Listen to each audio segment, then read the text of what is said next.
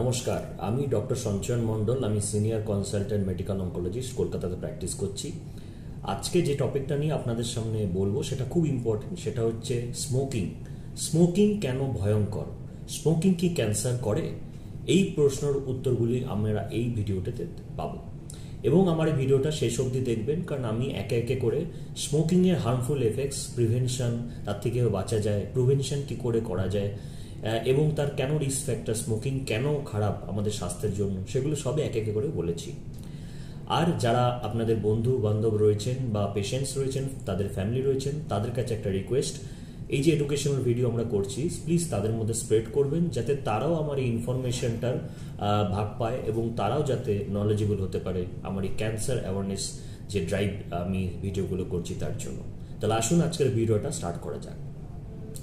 তাহলে প্রথমে জানা যাক যে স্মোকিং